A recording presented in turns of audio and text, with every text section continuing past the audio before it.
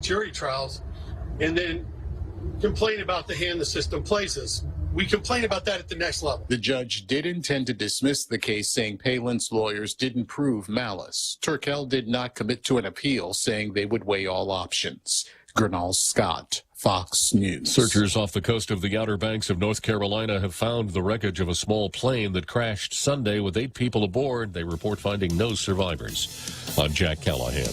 This is Fox News. When's the last time you looked at your homeowner's insurance? We buy a homeowner's policy and never give it another thought until something happens. Life brings changes, and our coverage needs can change. The smart thing to do is get the answers and level up our insurance to make sure we're totally protected. That's the Insurance Extra Point. Get out there and make something good happen today by calling Guahan Insurance Services at 475-1162 or visit us at the Camacho Landmark Center in Tamuning. Half a day. This is Clara Manglona from Security Title with an important warning. Wire fraud is real, and home buyers and sellers are one of the biggest targets, even on Guam. When sending money by wire transfer, be sure to confirm the wire instructions by phone, not email. In this case, it's good to be suspicious and know who you're dealing with. Let the professionals at Security Title work with you to minimize loss due to wire fraud. We are here to help. Subway keeps the Eat Fresh Refresh subs rolling in with the fresh take on timeless classics. Try the honey mustard rotisserie style chicken. It's the new Subway rotisserie style chicken with a flavor upgrade, mizzled with honey mustard on hearty multigrain bread and topped with fresh hand-sliced veggies. Craving some heat? The Baja Turkey Avocado hits all the hot notes. Oven roasted turkey stacked high on hearty multigrain speared with smashed avocado and drizzled with the pecan chipotle sauce. Tuck into new subs to savor at Subway. Eat fresh. Guam Auto Spot has the best selection in Buick, GMC, Mitsubishi, and used cars like the 2021 Mitsubishi Mirage starting at $127 per paycheck, 0 down. Call 671-478-AUTO to take a test drive or get pre-approved online at GuamAutospot.com. Welcome to Tall Tales with Bob Klitzkie, the only show on talk radio where common sense is a lot more common. Phone lines are now open at 888-TALK. That's 888-8255. And now, The Point proudly brings you Tall Tales with Senator Bob Klitzkie. A well-regulated militia being necessary to the security of a free state, the right of the people to keep and bear arms shall not be infringed. Not yesterday, not the day before, not today, not tomorrow. Today is Wednesday, and we start out as usual. I start out as usual with a respectful reading of the Second Amendment to the United States Constitution, proceeding directly from there to that part of the show known as Zemi Ikatni.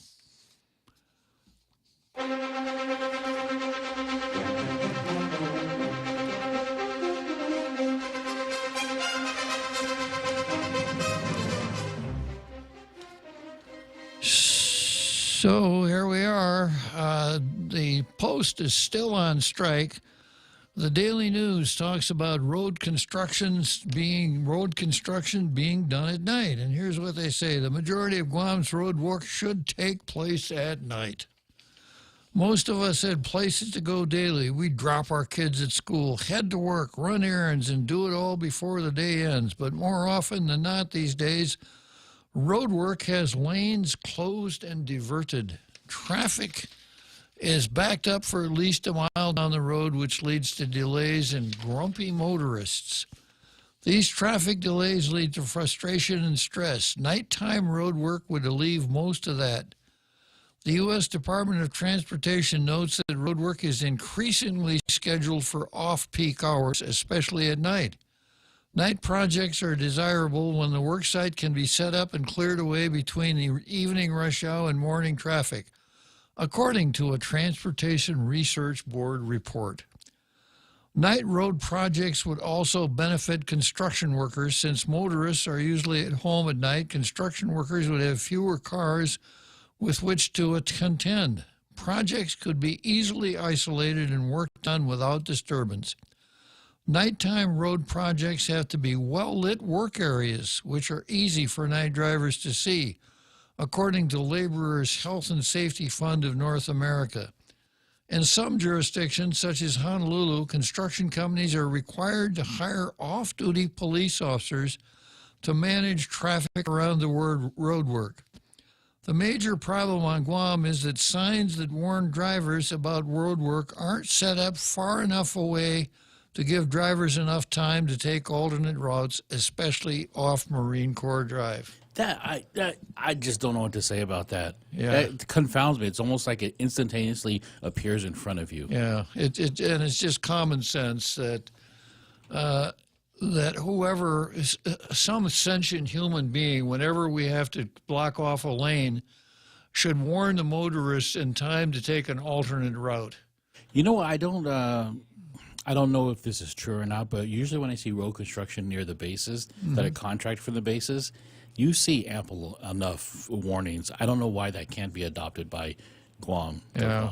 Was it a couple Saturdays ago, something was going on around the ITC intersection, and the traffic was backed up all the way to the airport access road. It was Saturday. Yep. Yeah. It was crazy. And had I known that, I would have just I was going downtown, I'd have just cut across the airport. But if you don't find out until it's too late, you're kind of a prisoner of the whole exercise. And the cops are no better. You know, the cops will wait till you get right up to them, to the accident, and then tell you can't go that way. Yeah. Back to the editorial here. The other problem, Guam, is that signs that warn drivers about road work aren't set up far enough away to give drivers enough time to take alternate routes, especially off Marine Corps Drive. 50 feet from the construction area does not cut it. Last weekend, construction on Marine Corps Drive backed up southbound traffic as far as Kennedy High. The road work was near the ITC building. It's just what we're talking about. If signs were set up farther back, drivers could have headed on into Tuman to avoid the construction work and alleviate some of the traffic congestion. To allow more of these road projects to operate at night, the government must coordinate with contracted construction companies, and they have to have a license. So let me read that again. Contractors must coordinate with contracted construction companies or with Buddy Orsini. Road work at night can become more expensive because workers generally receive a differential for night work. But the inconvenience also comes with a cost to the general public. The Transportation Research Board noted that construction costs are theoretically more expensive because of overtime and night premium pay, lighting expense, added traffic control costs, and increased material costs. These increases may be offset by decreased highway user costs and increased productivity. Operational efficiencies result when there is less traffic interference with the construction projects. More efficient operations will benefit everyone and relieve the stress of sitting in traffic. Certainly correct on that one. Yeah, if I may add something to this, Bob. Sure. You know, in the States, most places that I lived in, any violation, moving violation that happened in or around in a construction site, doubled, sometimes tripled the fine and the punishment. I've seen some really awful drivers on these construction places, speeding, not letting traffic merge, just ridiculousness. And these people have to think about the safety of the workers as well. Well, I have noticed ubiquitous signs in construction areas, signs that say fines double in construction areas. Yeah. Here also? Good. Yeah, I mean in the States. Yeah. And then as far as doing the work at night, we've done it before. It's not something all that new. There was a time when Marine Corps Drive was just 4 lanes through East Agania, and all of that work was done at night, widening it out to 7 lanes. It took a while, but it was all done at night. Okay, let's see what we got on the card today. We've got Paul Zerzan versus systemic racism. I've got Guam Visitors Bureau, a regular player in this game, versus Public Law 36-34. And it was a huge ad, too. It was, yeah. Of nothing. And then I've got Nikita Uggan versus Jerry Kitchen. BLM versus Society, which is a good preview for Robert Underwood versus the Territory, which leads us to Tall Tales versus Separatists. I've got a light local card today. People just aren't fighting with each other enough. So I didn't wear a red shirt today. I wore a red shirt Monday and a red shirt Tuesday. I won't want people to think that I only got one shirt. So today I wore a green shirt. What I do remind you about systemic racism as made known to us by Paul Zerzan and Therese Padua Howe, where Paul Zerzan pointed out that what we call red rice ain't really red. It's orange. And the Daily News put him in his place by coming back with a story, Readers to Zerzan, leave our red rice alone. So the whole red rice flap is a good example of how the narrative tends to control reality. The reality is that the rice is orange. The narrative is you can't say that it's orange because we've been saying that it's red and it's our rice, so shut up. Okay, let's talk about the Guam Visitors Bureau and their constant war with Public Law 36-34. They published a notice in today's paper for their meeting on Thursday, February 24. And I'll go through some of the items. Call to order. Okay. Roll call. Fine. Minutes of previous meetings. All right. Chairman's report. Chairman's report on what? The Super Bowl? It doesn't say. Management's report. I thought the chairman was part. Well, no, the chairman's not part of management. Management. What's management going to report on? The parking lot? We don't know. So just those two items right there, and the whole everything they do in that meeting is void if they take any action. Then we go on down. Report of the board committees. Executive committee, no issues. Administration and government, no issues. Reopening task force, committee update, February 17, 2022. These so far so good. Air Service Development, committee minutes, January 25. Committee meeting update. No, you got to say more than that. In item E, Taiwan. So they're going to talk about Taiwan. Someone will stand before the meeting and say Taiwan is an island off the coast of China. Any questions? Then we go on to destination management, visitor and safety satisfaction. And then item G, research/membership. Now that doesn't put the reader on notice as to what's going to be discussed. H is sports and events. Too vague. I, Japan, committee minutes. J, Korea, committee minutes. K, new markets. Nothing.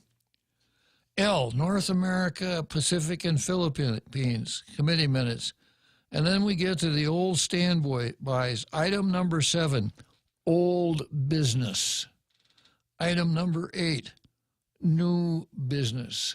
It just doesn't do it, folks. I know you've been doing that ever since, but you can't do that anymore. You can't use the old template and change the dates of the meeting. Because if you do, whatever you do in those meetings is void. If you take any action, if the Visitor Bureau takes any action in those meetings, that action is void. So far, they haven't had a compliant announcement, have they? I don't remember them ever doing it right. If someone's listening from GBB, I'd be gravely concerned. Really? Yeah, because they do entertain motions that are big ticket items, and they're really at risk there. Okay, the next item on the card is Nikita Uggan versus Jerry Kitchen. The woman who was behind the wheel of a Jeep when it crashed into a two-mooning restaurant nearly a year ago wants to have the case against her tossed. Now, the real Joe Cruz named this whole kerfuffle Jeep throat, right?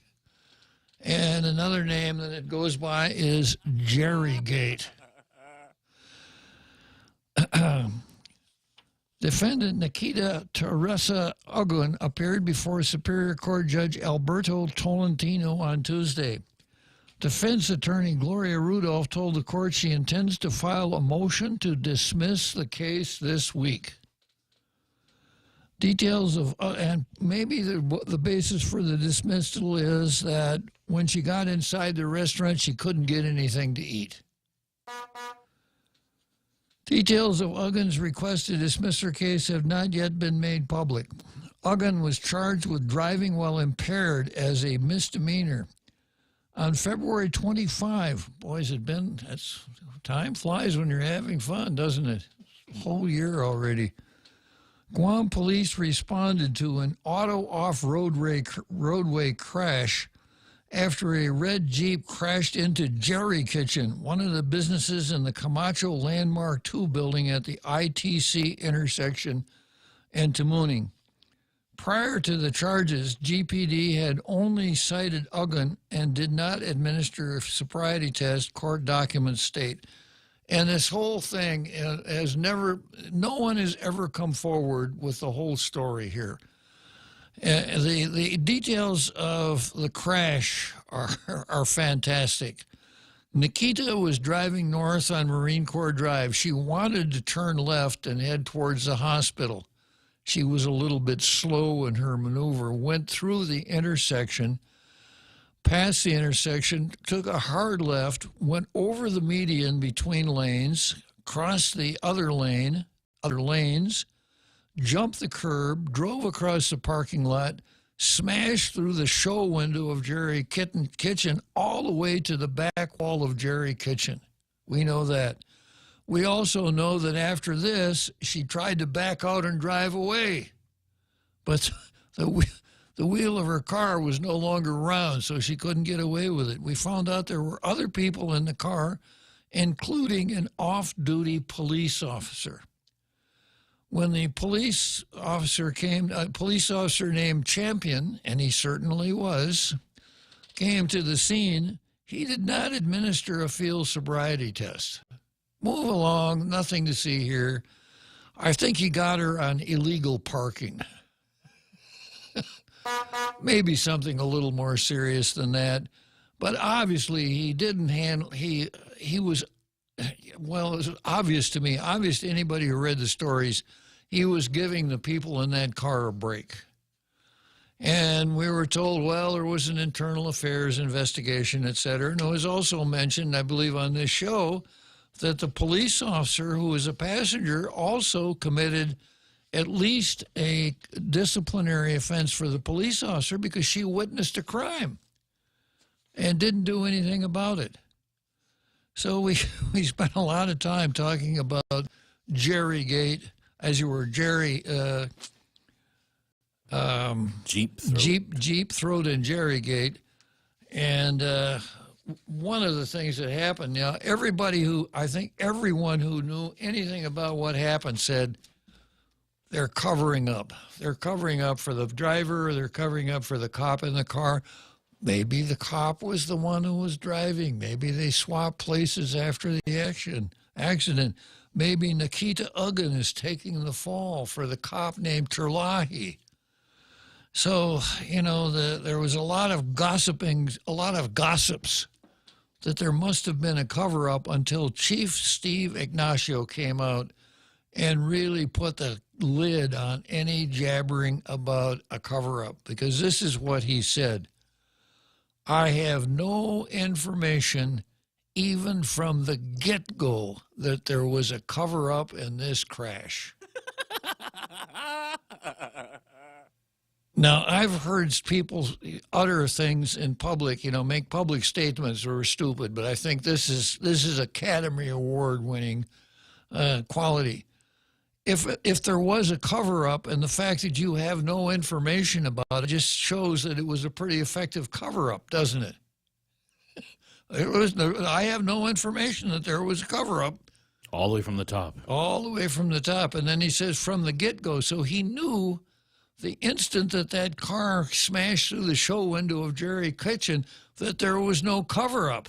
If ever there was a case for an $80,000 PIO. Yeah, that's for sure. Yeah. 80,000 K. Yeah. Is that what they're paying the new PIO at police? They're paying at least 50,000 more than should. Wow. I don't know. The PIO from the hospital, I think, is getting something like that to be reactionary. But that's another story. Yeah, it is. Anyhow, repeating for emphasis, Chief Steve Ignacio said, I have no information, even from the get-go, that there was a cover-up in this crash. So the article goes on to say, prior to the charges, GPD only cited Uggan and did not administer a sobriety test, court documents state. Maybe that's the reason for the motion to dismiss. An internal affairs investigation was also launched after the police chief learned a police officer who was off duty at the time was a passenger inside the vehicle that crashed. According to a crash report, Uggan of Agana Heights was attempting to make a left turn from Marine Corps Drive when she lost control of the vehicle, hit a curb in front of Camacho Landmark Center, and crashed into the restaurant. There were no injuries reported, although several takeouts of Chinese food were spoiled. Documents state police reviewed video surveillance that showed that after the Attorney General took this over and started a real investigation, documents state police reviewed video surveillance that showed the defendant and her passengers were taking 7 shots of alcohol each during the approximately 4 hours they were at a bar in Agana. Wow. I don't know if I could handle 3 these days. Wow. 7. Yeah. The Jeep crashed into Jerry Kitchen approximately 10 or 15 minutes after the group left the bar, documents state. Maybe they thought it was another bar. You know, these technicalities where there's no sobriety test taken or you didn't catch me driving the car, my key was out, I understand that. But if there is video evidence of them taking shots or being served, does that come into play also? Absolutely. Yeah, I mean, if the case goes to trial and she attempts to defend, I wasn't drinking. I don't know where you guys got the idea that I was drinking. You didn't do a field sobriety, no blood alcohol. I think you just made that up to frame me. Yeah. Okay, next on the calendar here, Law and Order notebooks for this one. The OPA is back in the news again. BJ Cruz, the Office of Public Accountability on Monday dismissed Guam Pacific Enterprises, Inc.'s appeal in the purchase of cafeteria tables for public schools, saying the appeal is not properly before the Office of the Public Accountability. Said Freeland Songan, as president and on behalf of Guam Pacific Enterprises, filed a procurement appeal with the OPA on February 4. Public Auditor Benjamin Cruz cited prior decisions by duly appointed hearing officers dismissing GPE's appeal, citing that Lin Songan is not licensed to practice law in Guam and could not represent a corporation before this tribunal. A little explanation there. The general American rule is that a person doesn't have to be a lawyer to represent himself in any tribunal. If you're fortunate enough to appear to have your petition for cert granted before the Supreme Court, you can put on your clean T-shirt and you go in there and argue it yourself. You don't need a lawyer. In fact, one of the most famous Supreme Courts of all times was a case called Gideon versus Wainwright. Wainwright was the director of corrections for Florida. Wainwright was an inmate in Florida prisons. Gideon had been convicted of a felony which he protested that he hadn't committed. When he got to prison, he filed filed a petition for writ of certiorari with the United States Supreme Court that he wrote out himself by hand and sent it off to the Supreme Court. The Supreme Court granted cert. Now, this is back in the days of Mr. Justice William O. Douglas, which is worth a couple programs all by itself. But William O. Douglas, it was said, took pride in searching through the handwritten petitions for writ of certiorari to find one that was worthy of being granted and coming before the court. So Gideon's petition was granted, and once, of course, you get before the Superior Court, lawyers come out of the woodwork saying, oh, by the way, Mr. Gideon, if you like, I'll represent you, and I won't charge you anything at all. So a law firm represented him, and Gideon, the conviction was reversed. Gideon versus Wainwright. So a person can represent himself in any tribunal. A corporation, of course, is a person, and we've known that long before Citizens United case. A corporation is a person, but a corporation is not capable of appearing before the court because it ain't real. So the only way that corporations are able to appear before courts is through counsel. You can't send the president in or somebody else. It's got to be counsel. That's the general rule. And that's what happened to Mr. Sedfrey Linsangen here in this particular case. The article says that it happened before a case related to the university. A procurement under protest and appeal are automatically halted until the issues in the appeal have been resolved. GPE through Linsangen brought before the OPA the appeal related to school cafeteria tables after the Guam Department of Education dismissed GPE's procurement appeal. Linsangen, on GPE's behalf, protested DOE's imposition of what he said was unrealistic 60-day delivery date for cafeteria tables. The same protest said 15% security bond should not be applied because the American Rescue Plan funds and not local funds are being used for procurement. But it doesn't matter.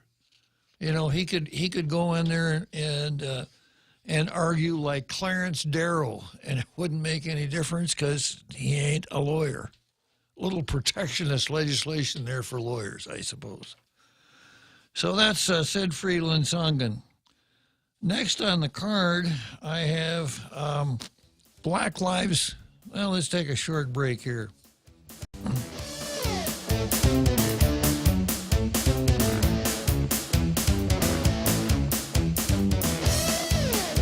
The Extra Point with Jerry Roberts of Guam Training. Hi, I'm Jerry Roberts, and every day on The Ray Gibson Show, I get to comment on the incredibly diverse, fun, challenging, sometimes frustrating, often exciting, but always interesting world of work.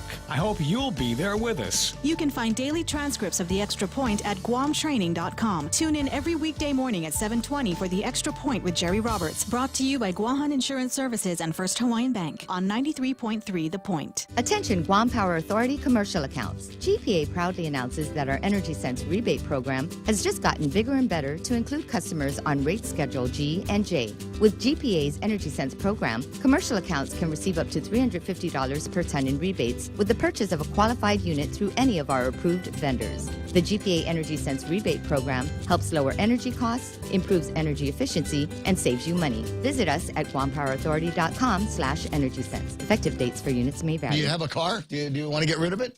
Yeah, yes, there are people. Absolutely. How did you know? Here's the deal. Take your used car to the guys over at Nissan Guam, and they're going to take a look at it. And if they love it, and they probably will because you take care of things, you could get all kinds of money on this, cash for your car. Used car values are higher than ever before. They'll take all makes and models. Doesn't need to be a Nissan or an Infiniti. They'll give you a super fast appraisal, and you say, shoot, sign the papers. Now, you can use that as down payment on a brand new Nissan if you like, or maybe you need a used car. Maybe you're sitting around going, well, I got somebody's going to come in, they're moving to Guam and whatever, and they're going to need a ride. So let's go to Nissan Guam and check out the great sale. They've got the Nissan Ninja ninja sale is going on. So all those used cars that people are taking in, well, they refurb them, change out the oil and the belts and all of the things that need to get taken care of, and turn them practically into brand new automobiles and give you some incredible savings, up to $14,000 on the used car inventory. Go and take a look at it. NissanGuam.com.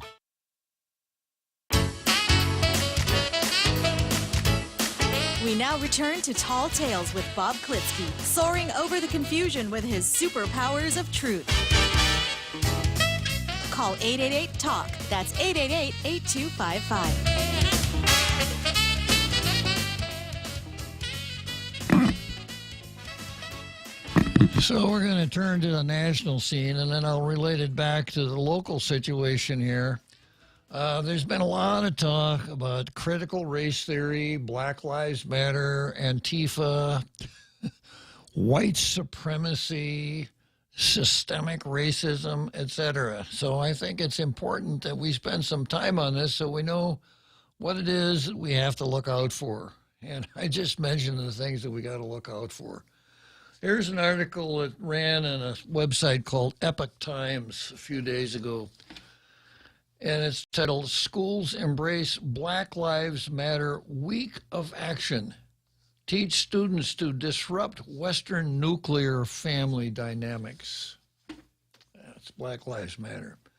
Schools across the nation are using this week to indoctrinate students with progressive activism using a curriculum promoted by the Black Lives Matter movement, a parents group has warned. During the Black Lives Matter at School Week of Action, which began on January 31, school districts from Boston, Seattle are teaching lessons that correspond to core Black Lives Matter values, such as diversity and globalism, trans affirming, queer affirming, and collective value. The lessons are are based on 13 Black Lives Matter guiding principles, including a call for black villages, which is the disruption of Western nuclear family dynamics, and a return to the, quote, collective village that takes care of each other, and a commitment to dismantle cisgender privilege and uplift black trans folk. Everyone has a right to choose their own gender by listening to their own heart and mind. So I guess that's why a lot of people want stethoscopes. If you have a stethoscope, you'll be able to determine your gender. I can think of a whole lot easier way than that, but what the heck. Everyone gets to choose if they are a girl or a boy or both or neither or something else, and no one else gets to choose for them. Reads a teaching guide on how to use age-appropriate language to introduce the Black Lives Matter principles to children as young as those in kindergarten. At least a dozen school districts are participating in the Week of Action, according to Parents Defending Education, an organization known for documenting incidents of injecting social justice advocacy in the classrooms. Now, remember, we've been talking about the word praxis here, and this is praxis, putting these theories into action. One of the districts embracing the Black Lives Matter agenda is Denver Public Schools.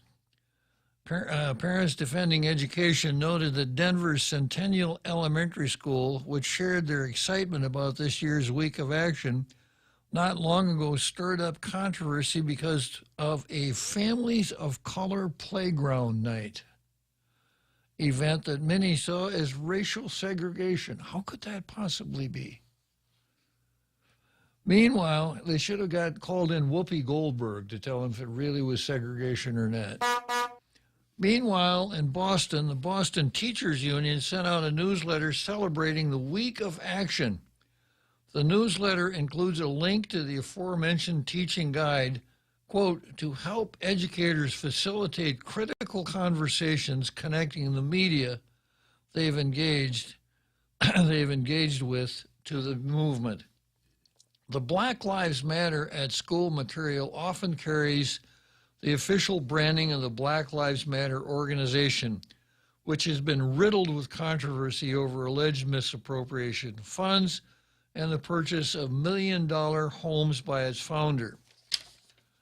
According to the website for Black Lives Matter at School, the movement started in Seattle in 2016 when thousands of educators, along with hundreds of families and students, came to school wearing BLM shirts. The BLM at school curriculum has since been endorsed by a number of organizations and individuals, including the American Civil Liberties Union, National Education Association, and Boston University professor Ibram X. Kendi, whose real name I think is something like Benjamin Schultz or something like that, whose work on anti-racism are widely hailed by proponents of, guess what? Critical race theory. Well, this whole Black Lives Matter thing grounds in critical race theory, which is a Marxist development. There's just no getting around it. An outgrowth of Marxism, CRT interprets society through a Marxist dichotomy between oppressor and oppressed, but replaces the class categories with racial groups. Proponents of CRT see deeply embedded racism in all aspects of American society and demand anti-racist policies such as race-based redistribution of wealth and power along the lines of perceived lines of racial inequity. Okay, so we go from there to the next item on the card, which is Robert Underwood versus the Territory. Now I use that as kind of the appetizer for critical race theory, because it's a classic example of what critical race theory is all about. The fact that it's that is the grounding for Black Lives Matter, and that one who is engaged in critical race theory must also be engaged in anti-racism. Anti-racism does not mean a simple absence of the concept of racism. It means the compensation necessary to overcome systemic racism over the years. As the article I just read stated at the end in the Ibram X. Kendi, you must demand anti-racist policies such as race-based redistribution of wealth and power along perceived lines of inequity. Well, a week ago Saturday, Robert Underwood came out and told us this in his column. I have been teaching critical race theory since 1972. Every course I have ever taught and nearly every public policy speech I have given in Washington, D.C. involved critical race theory. I engaged it, analyzed it, and tried to explain how racial policies and attitudes impact our lives today and not just our history. America was uniquely founded on the idea that all men are created equal and that they have unalienable rights. This was the boldest statement of human rights made in history, and it predated all other similar statements. But they, the ubiquitous they didn't include women or slaves or indigenous people. Here we go. Fortunately, American history is full of women, men and women, black, white, native and non-native, who have tried to fulfill this commitment to human rights. That is the real story of American greatness and progress.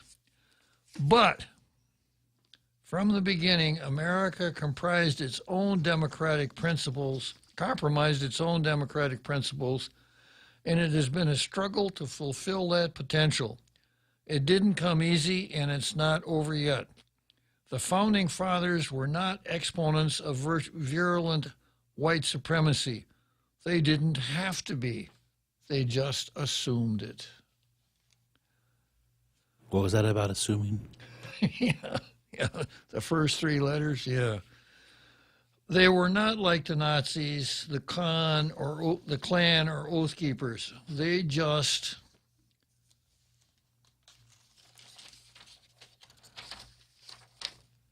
took it for granted that their British European civilization was superior and that they would be the judges of when others were ready to exercise unalienable rights.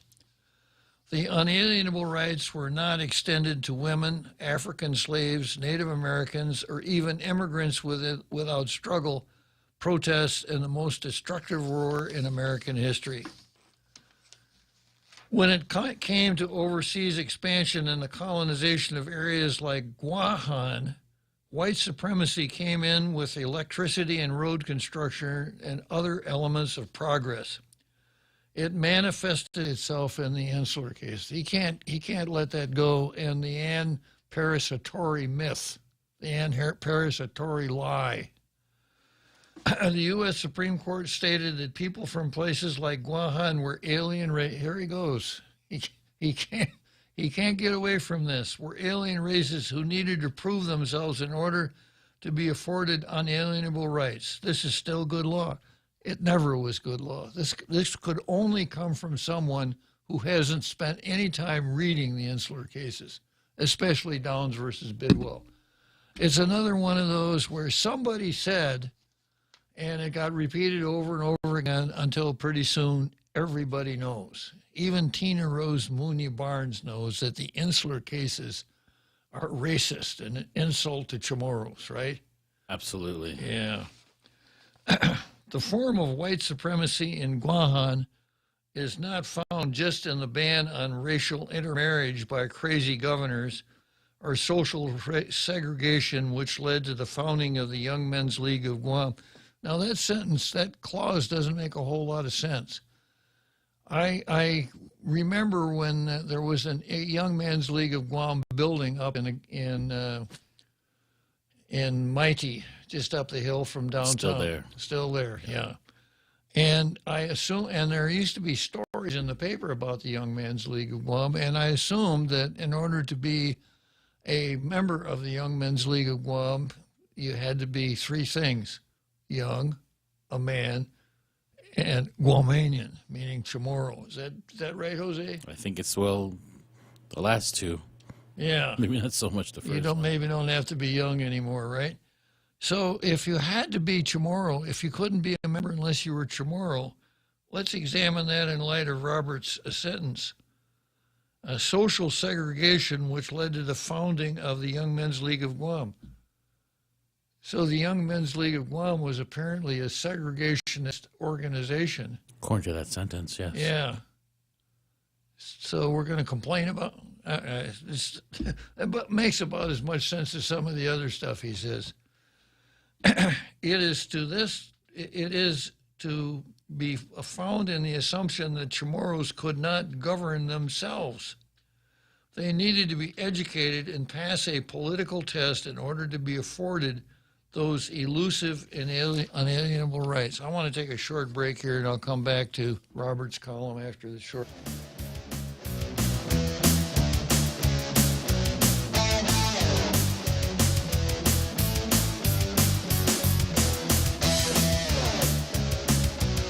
Come try Guam's original Chamorro restaurant with Pica's best 5 years running. Mezcla Chamorro Fusion Bistro. Experience Chef Peter's candied salmon over scallion coconut rice, octopus to naktak, Chamorro platter, and their award-winning gourmet hamburgers. Or if you're looking for something healthy, try their keto-friendly menu. Come and enjoy Mezcla's half-a-day service at their Hagåtña and Grand Plaza Tumon location. Call their Hagåtña location at 479-2652 for reservations. Half-a-day, this is Congressman Nicholas. While local COVID-19 testing has unfortunately become less available lately, there are 4 free at-home federally available COVID tests that you can have to test yourselves and your families as needed. Please contact your congressional office at 671-475-6453 or at michael.snicholas@mail.house.gov to find out how we can help you access those tests. This ad was paid for with official funds from the Office of Congressman Michael F.Q. San Nicolas.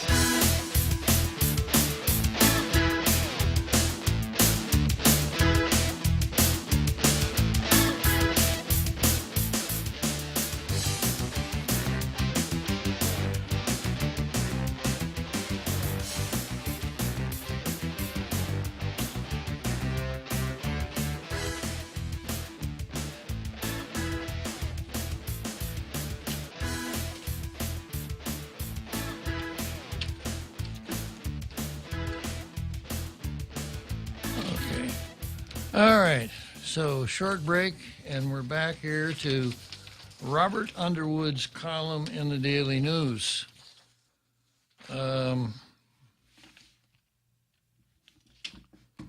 Picking up here.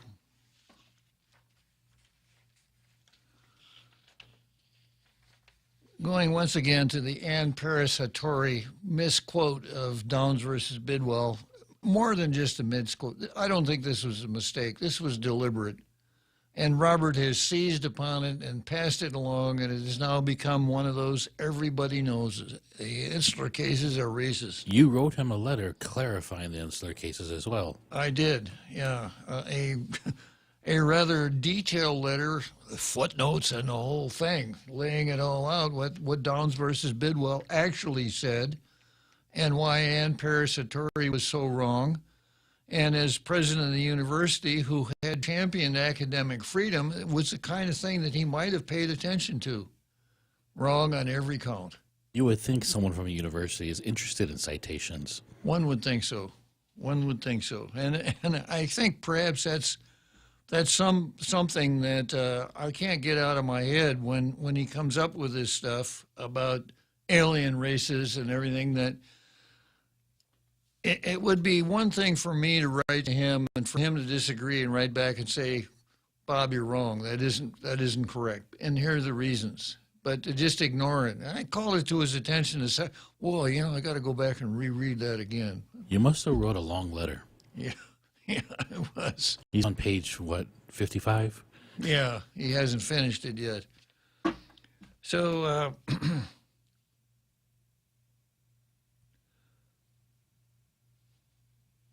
Here's what he says. The form of white supremacy in Guahan is not to be found just in the ban on interracial marriage by crazy governors. And here we go again with critical race theory. I think that ban goes all the way back to like 100 years ago.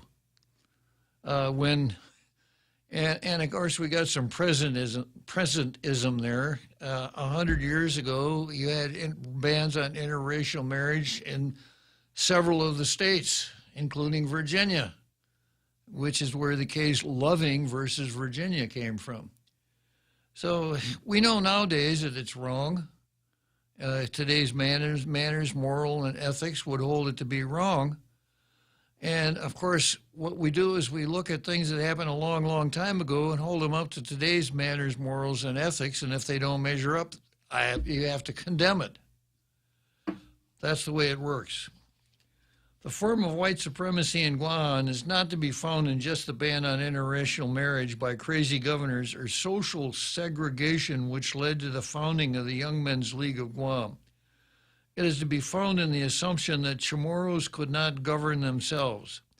They needed to be educated and pass a political test in order to be afforded those elusive, unalienable rights. Chamorros are like children who need perpetual training. This is what Robert says. Furthermore, if any Chamorro tries to chart a Chamorro course, they need to be exposed as racist. I don't have to expose you, Robert. You did it yourself when you came out and said, I've been teaching critical race theory since 1972. And I still can't explain the Insular cases. Yeah, right.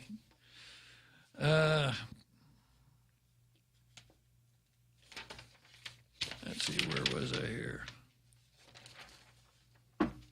Yeah, Chamorros are like children who need perpetual training. Furthermore, any Chamorro tries to chart a Chamorro course, they need to be exposed as racist. It was an amazing shifting of the conversation. And then Robert goes on to say, this sentiment is very much alive and well today.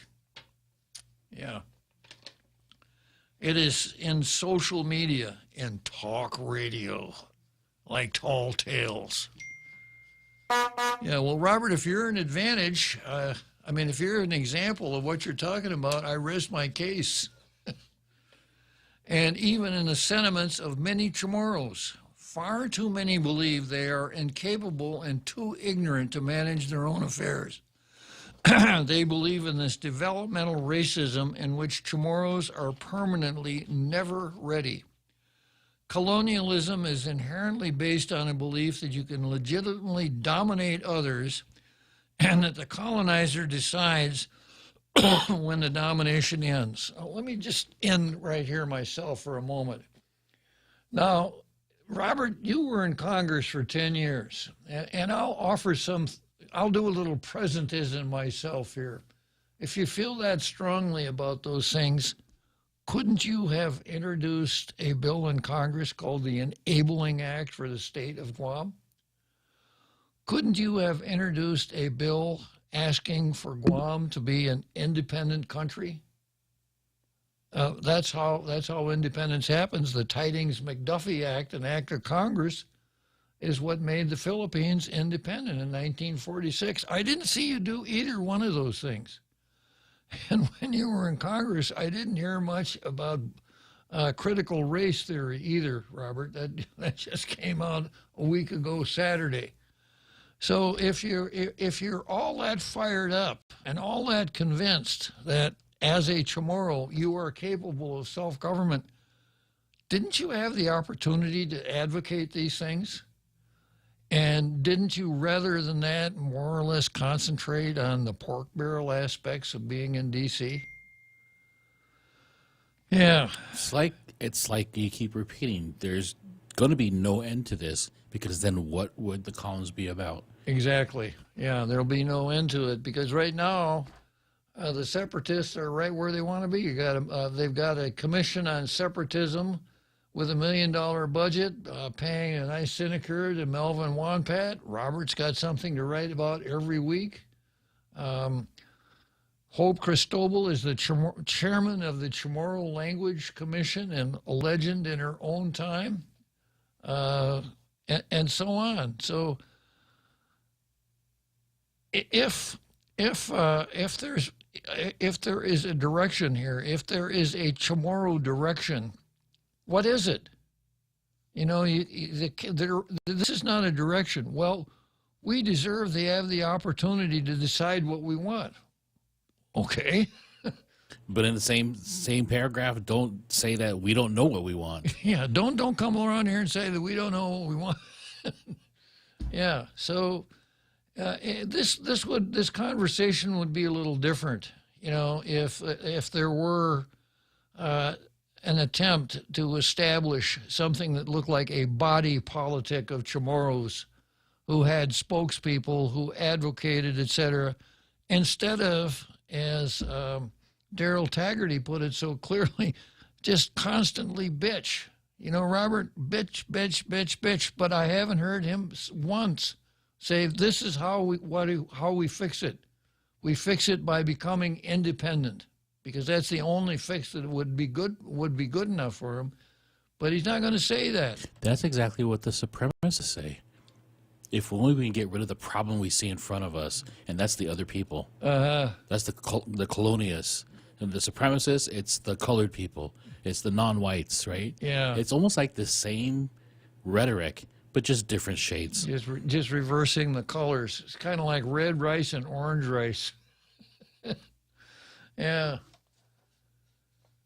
Colonialism is inherently based on a belief that you can legitimately dominate others and that the colonizer decides when the domination ends. Everyone who claims to love Guam or establishes residence has to confront the meaning of colonialism and their relationship to it. Well, okay. I think I've done that. I suspect you have, Jose. And if you missed it, Robert, here it is. I don't think that Guam as an independent from the United States is a good idea. Big ocean, small island. And I've said it repeatedly on this show that it's not who we are or who they are, however you want to put it, who the people on this island are. It's how many of us there are. There just aren't enough. 154,000 people on this island, not big enough for statehood. Okay, let's break for the big halftime show, and we'll come back to Robert after the big halftime show.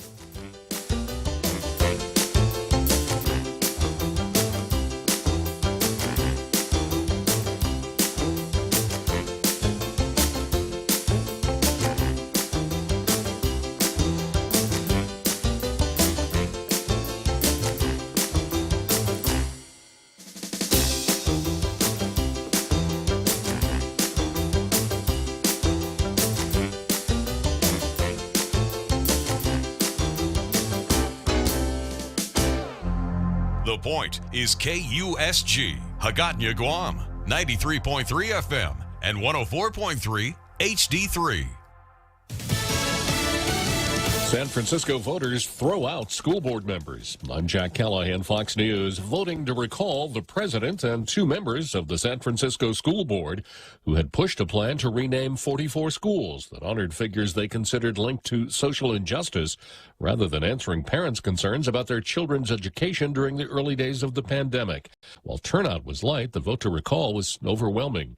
The tense standoff over Russian forces massed near Ukraine's borders continues. And despite what Vladimir Putin is saying about pulling some forces back from the Ukrainian border, a State Department official tells Fox News he's actually moving troops forward. Fox's Shannon Brame reports some Russian troops now appear to be in attack position. President Biden again Tuesday warning Russia against an invasion. If Russia does invade in the days and weeks ahead, the human cost for Ukraine will be immense. And the strategic cost for Russia will also be immense. If Russia attacks Ukraine, it'll be met with overwhelming international condemnation. Ukraine has been hit with cyber attacks, which some experts see as a prelude to possible military action. 2 sheriff's deputies in suburban Houston, Texas, recovering from gunshot wounds suffered Tuesday night in a shootout with a man who'd been firing a gun in a residential area. As they arrived, the male suspect, approximately 42 years of age, was exiting the location. Began brandishing a weapon, firing at our deputies, striking our deputies. Our deputies were able to quickly engage and return fire, fatally striking the suspect. Harris County Sheriff Ed Gonzalez says the shooter was out on bond from an earlier felony arrest. State lawmakers in Arizona voting to ban abortion after 15 weeks of a pregnancy, the measure very similar to a Mississippi statute recently argued before the U.S. Supreme Court. America is listening to Fox News.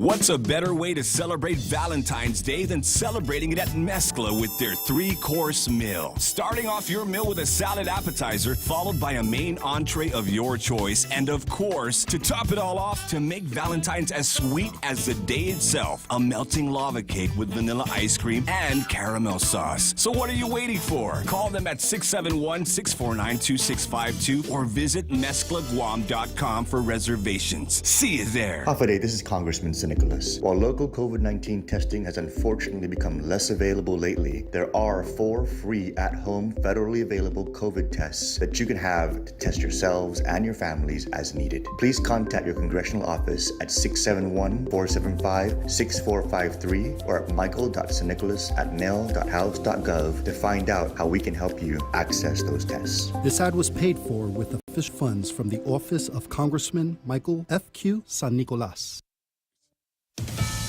A little girl who's been missing for more than 2 years has been found safe in New York State. Acting on a tip and armed with a warrant, law enforcement descended on a house in Saugerties, New York Monday, where investigators believed 6-year-old Paisley Schultes was being held by her non-custodial parents. After an exhaustive search of the house, which belongs to the girl's biological grandfather, a detective noticed something was off about an enclosed staircase. He looked through the crack and he saw what he believed was a blanket. Despite the cold, wet conditions inside the makeshift room, police say Paisley is in good health. Her parents and grandfather were arrested. Fox's Laura Engel. The Los Angeles County Sheriff says a week-long operation has freed 80 victims of human trafficking and sexual exploitation, 34 suspects, and as many as 200 customers arrested in the days before the Super Bowl.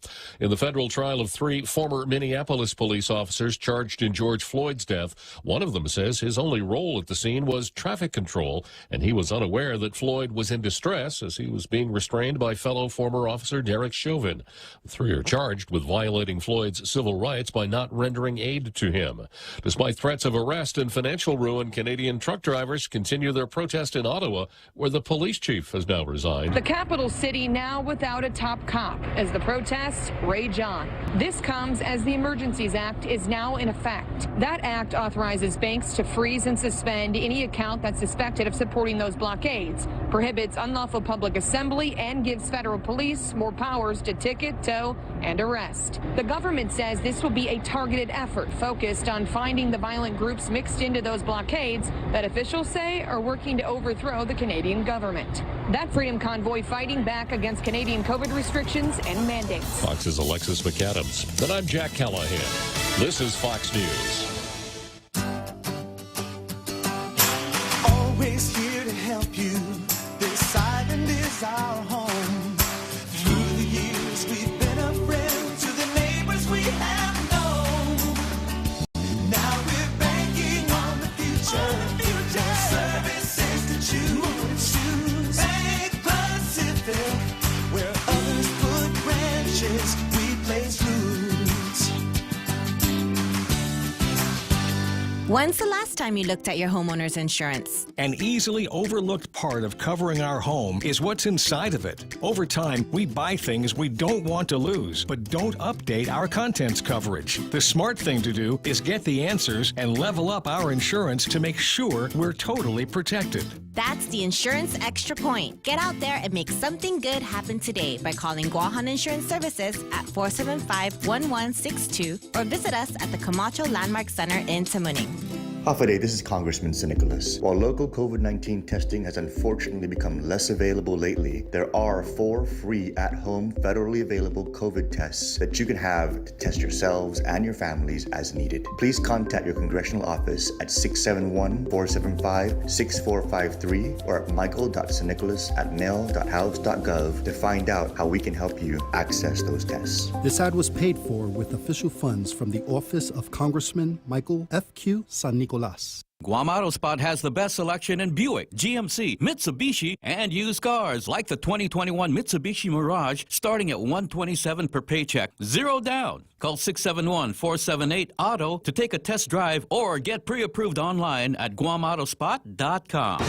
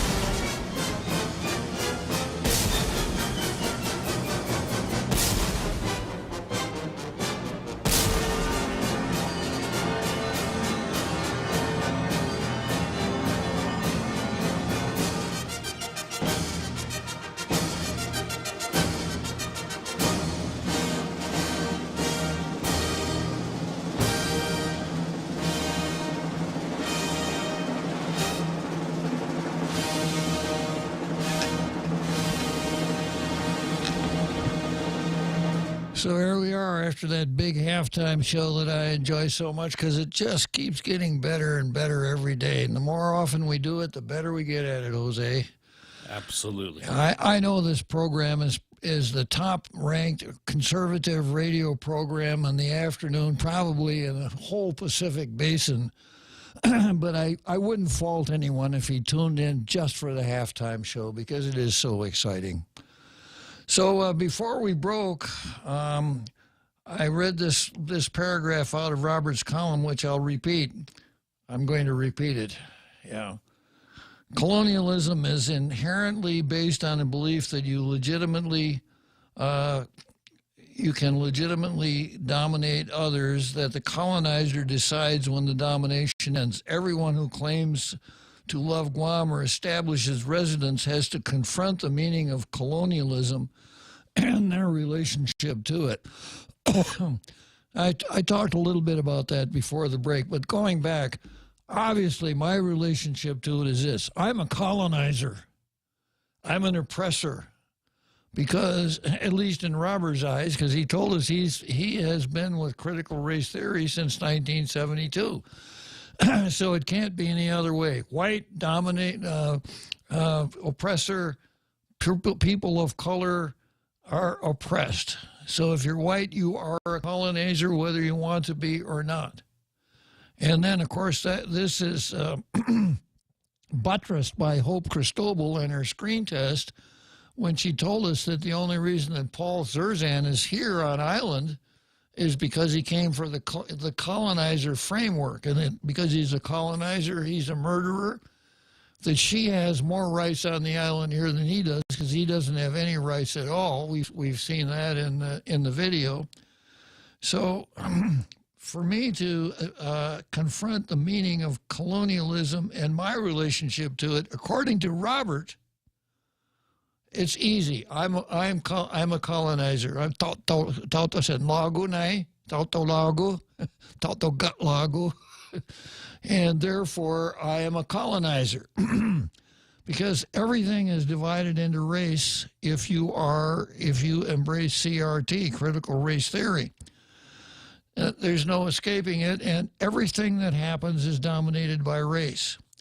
Now, I have explained my own approach to my situation here in the island, a situation that's lasted, it'll be 60 years next year. Yeah, been here for a while.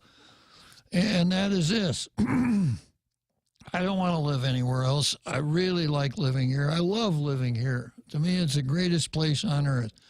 I would much rather live here than the place where I was born and spent my my first 24. That's Which for is sure. not bad. Say again? Which is not bad. No, it's but not. You chose to be here. It's not a hellhole. That's for sure. Yeah. A lot of people would say, and a lot of folks find that the grass is browner on the other side of the pond. There are more Chamorros living in the mainland USA than live on Guam. A lot of my in-laws live in the mainland USA. A lot of my relatives do, because well, I said I meant grass is greener on the others. I got caught up in my own rhetoric there. Beep beep. So, so if you embrace this colonizer rhetoric, and I think I understand it as well as anyone does. This is my approach to it.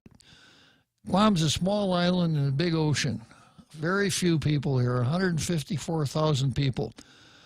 Notwithstanding the fact that we only have 154,000 people, we've deluded ourselves into the idea that we have to be able to furnish every kind of person that we need here. No city of 154,000 would delude itself that way, but we're not satisfied with that. We have to have two of each, because we have to have the Democrat and the Republican. So there's a little bit of ethnocentrism there, that everybody, it has to be somebody, has to be a Chamorro to do these important jobs. My own approach is this, that an independent Guam, there could be an independent Guam. It's legally possible. It is possible. I've been to places smaller, less endowed than Guam that were able to stumble along as independent countries. I don't know that I would be crazy about living in any of them, but it is possible. But I don't think that it's in my best interest for Guam to become independent. One, given the anti-colonialist rhetoric from people like Robert and Hope and some of these other folks, my sense is that the day after Guam became independent, I would find myself either in a spot of bother or catching the next plane out of here, because there wouldn't be any room for me, because, well, you see him, he was a colonizer. And that's kind of the atmosphere that the separatists are creating, whether they know it or not. That's exactly the atmosphere the environment that they're creating.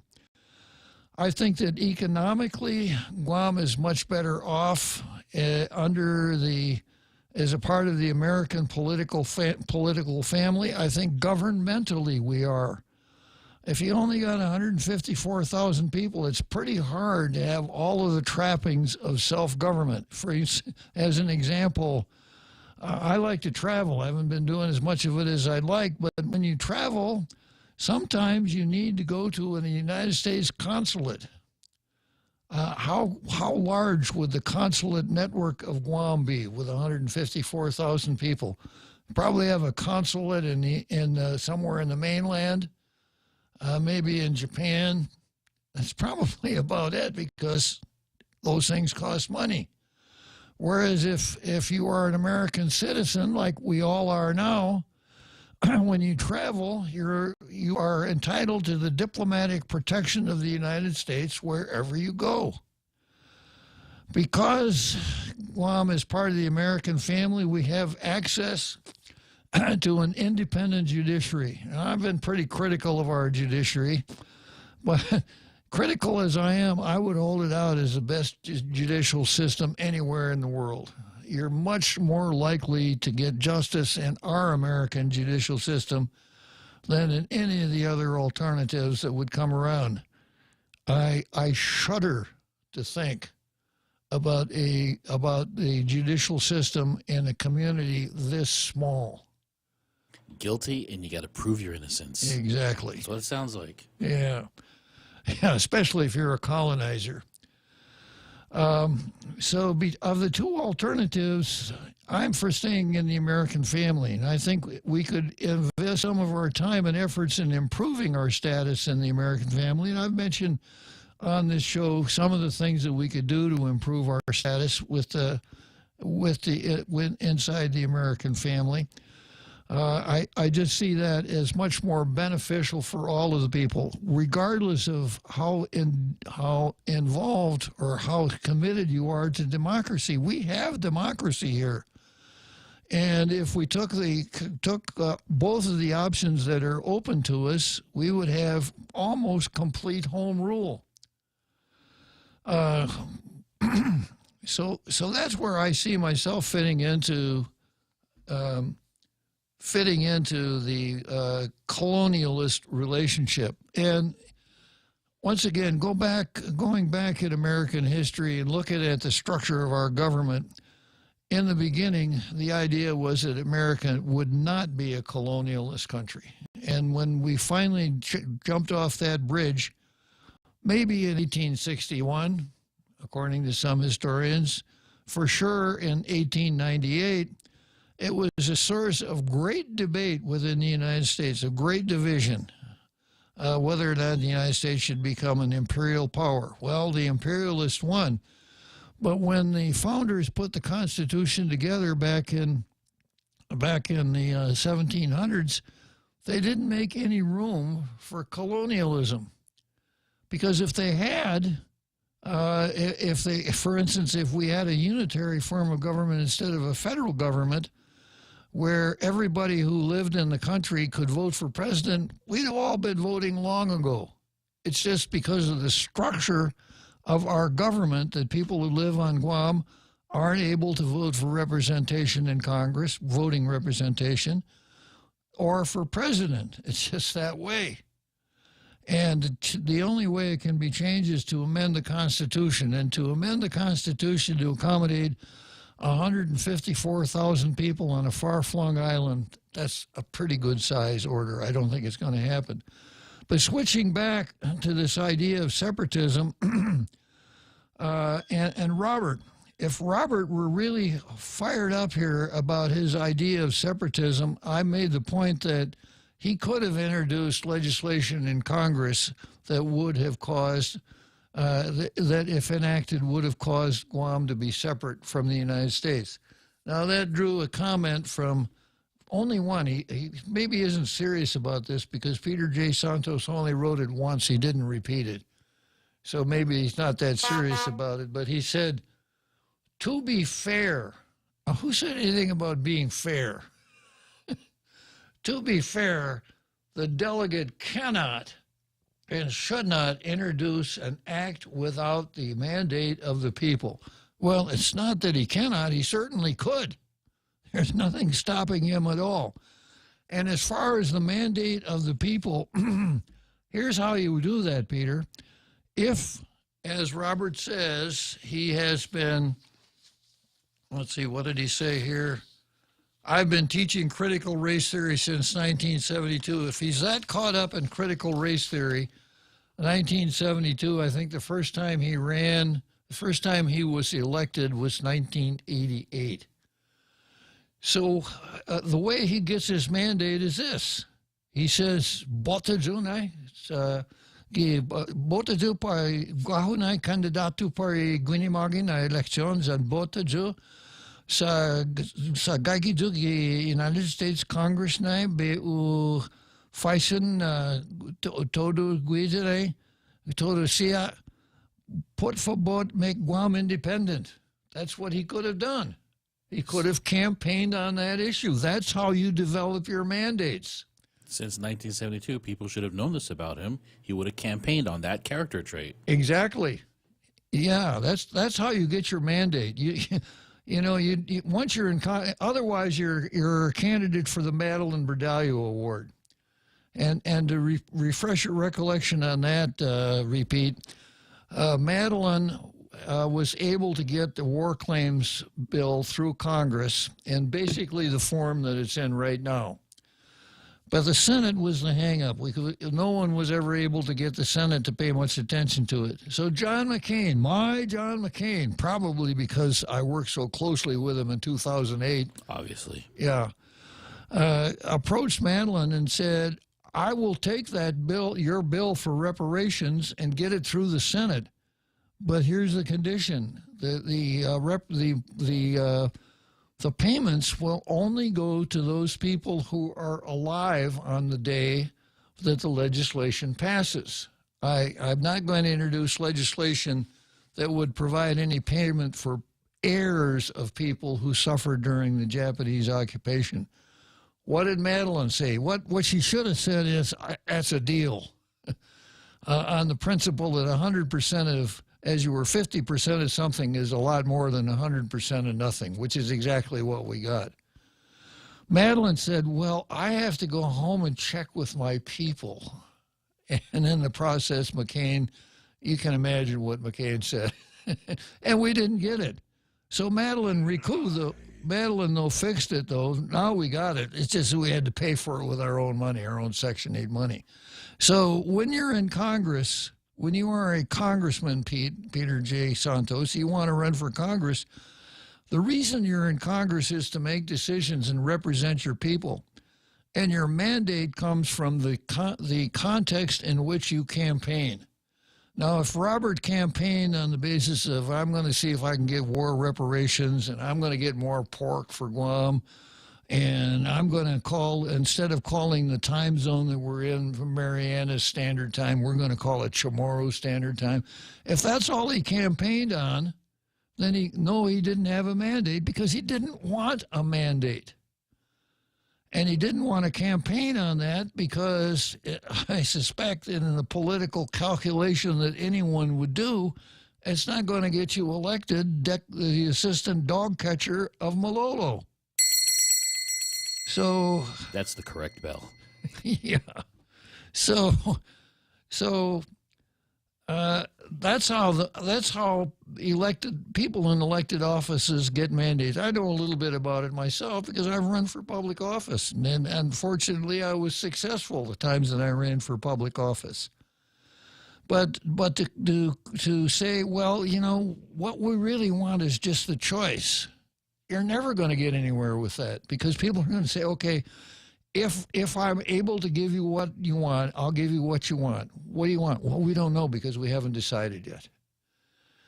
And then you complicate not you, Peter J. Santos, but I don't like to use the word they because I don't know what it means anymore. I used to. So then the matter becomes complicated because those who are separatists or people of other stripe, this whole self-determination motion has to use the colonialist government in order to make the decision. Is that inconsistent or what? No. You know, and I've heard separatists ranting, you know, the Organic Act is illegitimate. No one ever asked the Chamorros if they wanted the Organic Act. We never got a chance to vote for the Organic Act. The Organic Act created the Guam legislature. The legislature created the Melvin Wanpad Commission, and the legislature tried to have this plebiscite that was struck down. Well, if you're really serious about if you're really serious about anti-colonialism, are you going to ask the colonialist legislature to help you decide what it is that you want? What did Robert say here? Robert says, let me go back here to that one section.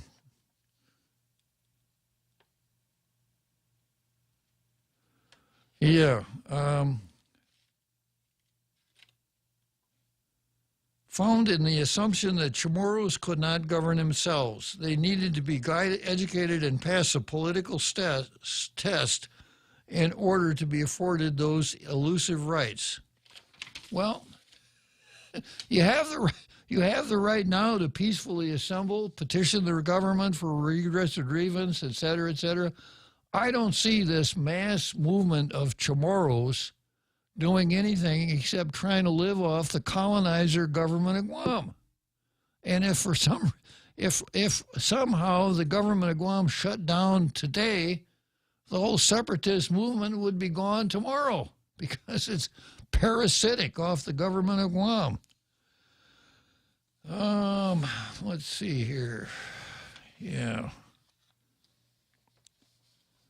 Now, Robert winds up his column by saying this: colonialism is not just a Chamorro problem, it's an American condition.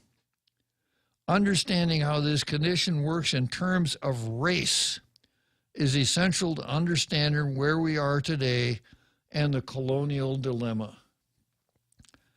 I will, we're so racist in this country, unless you're a white Anglo-Saxon establishment Protestant, you don't have a chance of being elected president. Oh, wait a minute. I forgot about John Kennedy and, Barack Obama. It's all about race. Understanding how this condition works in terms of race is essential to understanding where we are today in the colonial dilemma. I will continue to teach critical race theory because it's necessary to ending colonialism and extending the promise of America. Now, how is that going to happen? How will your teaching of critical race theory end colonialism? And the only way that colonialism is going to end, Robert, is if four of the insular territories become independent countries and Puerto Rico becomes a state. That's the only way that colonialism is going to end. It can't end any other way. All right, I suppose I see my phone is lit up here, and I thought it was probably going to be Robert Underwood, but it's probably just as good. It's another Joe. So we'll take a short break here and then come back to another Joe.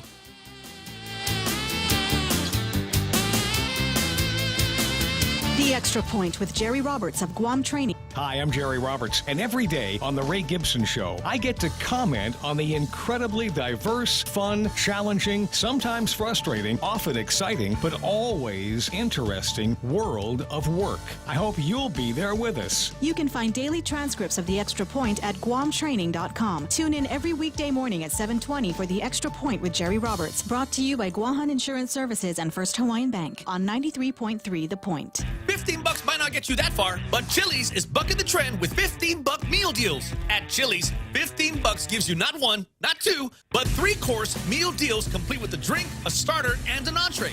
Mix and match three-course meals 15 ways to Sunday with soup, salad, or chips and salsa to start, and ranchero chicken tacos, honey chipotle crispers with rice, bacon ranch quesadillas, or personal fajitas for the main course. Build your own $15 meal deal at Chili's. More life and great value happen here. Do you have a car? Do you want to get rid of it? Yeah, yes. Yes, there are people. How did you know? Here's the deal. Take your used car to the guys over at Nissan Guam, and they're going to take a look at it. And if they love it, and they probably will because you take care of things. You could get all kinds of money on this, cash for your car. Used car values are higher than ever before. They'll take all makes and models. Doesn't need to be a Nissan or an Infiniti. They'll give you a super fast appraisal, and you say, shoot, sign the papers. Now, you can use that as down payment on a brand new Nissan if you like, or maybe you need a used car. Maybe you're sitting around going, well, I got somebody's going to come in, they're moving to Guam and whatever, and they're going to need a ride. So let's go to Nissan Guam and check out the great sale they've got. The Nissan Ninja sale is going on. So all those used cars that people are taking in, well, they refurb them, change out the oil and the belts and all of the things that need to get taken care of, and turn them practically into brand new automobiles and give you some incredible savings, up to $14,000 on the used car inventory. Go and take a look at it. NissanGuam.com.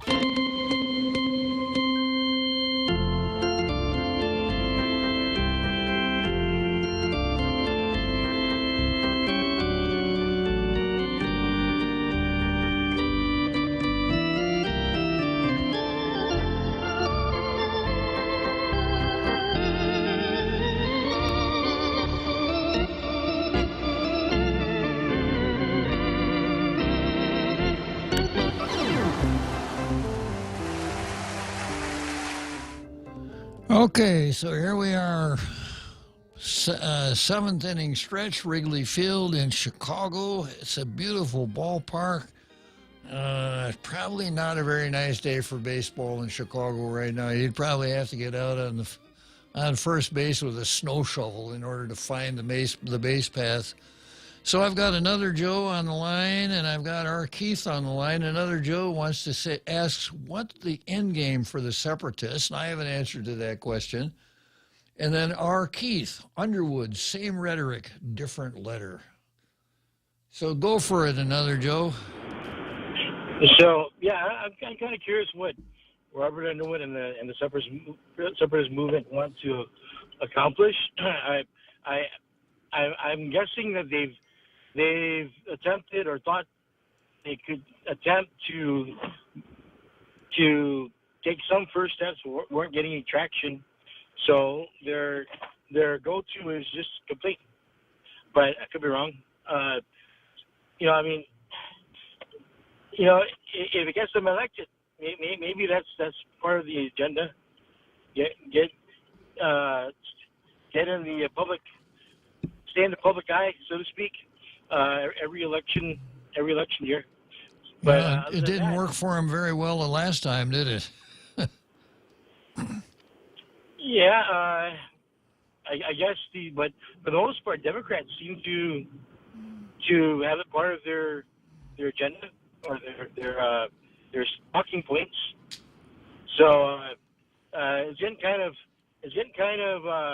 touchy though, because my elders are pretty appreciative of being liberated, and it's getting to the point where it's starting to get less and less pro-military for the separatist side, and especially the Democrats who are themselves veterans is kind of getting touchy.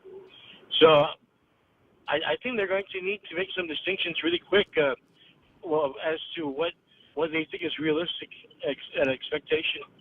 Your question, another Joe. Here's your question: what's the end game for the separatists? I'm going to take a crack at that myself.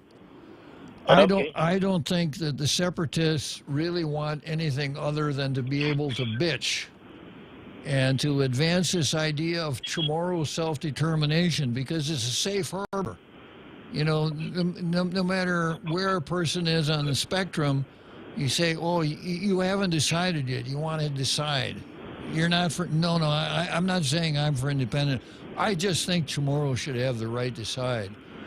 So I think that the end game, we're seeing the end game every day, that this whole separatist self-determination idea is used as a club to influence local Guam politics. Every time the military wants to do something, it's couched in either economic, ecological, cultural, or separatist type rhetoric.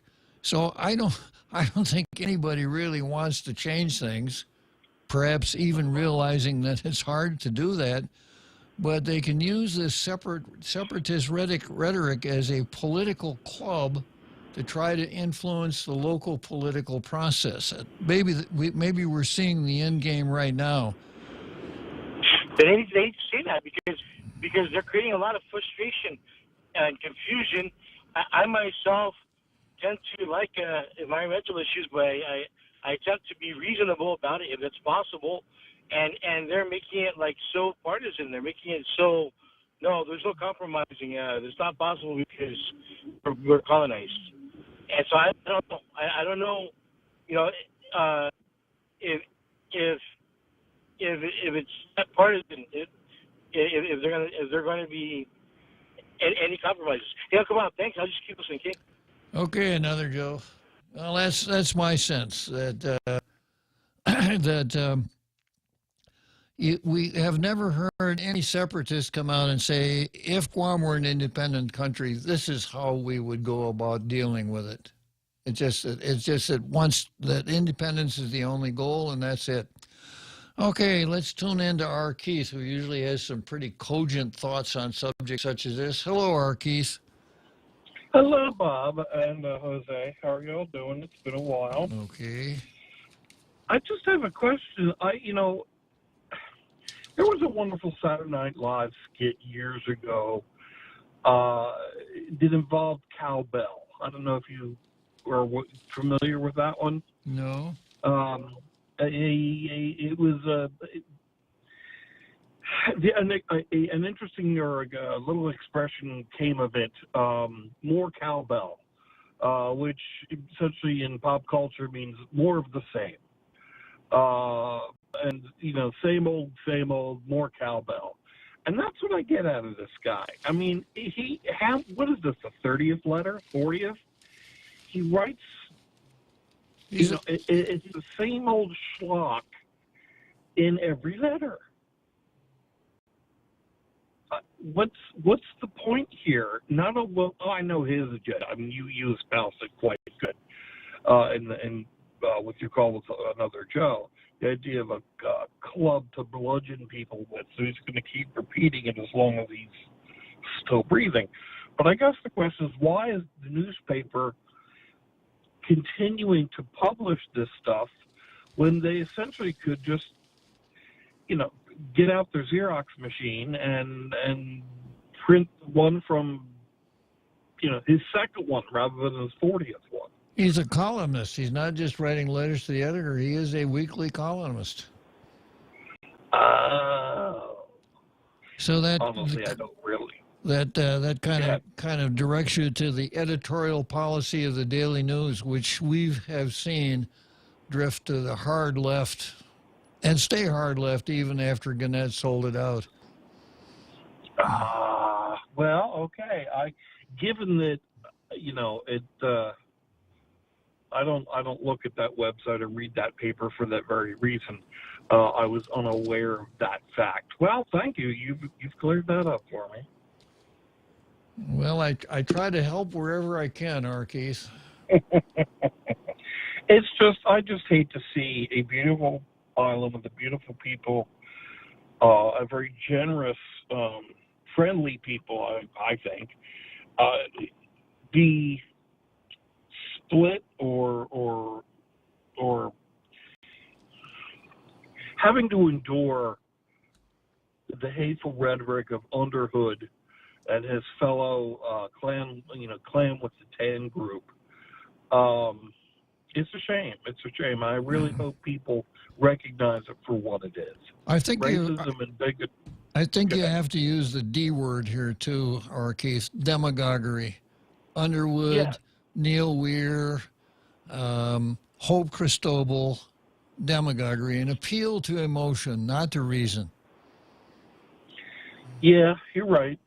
It's just, racism and bigotry and discrimination and demagoguery, it is not correct. I don't mean to sound like Sally Sunshine here or virtue signaling too much, but is wrong no matter who the espouser or the victim is. Okay? Folks, don't pay this guy any attention. Anyway, that's my parting thought.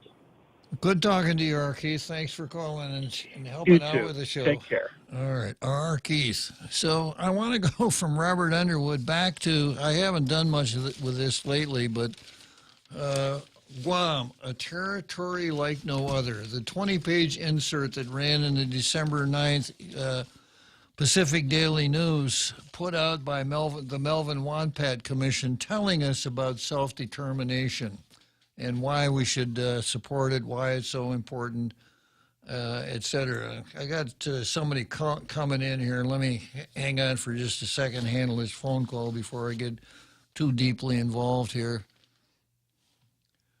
Dr. Ron McNinch. Boy, 2 days in a row, huh?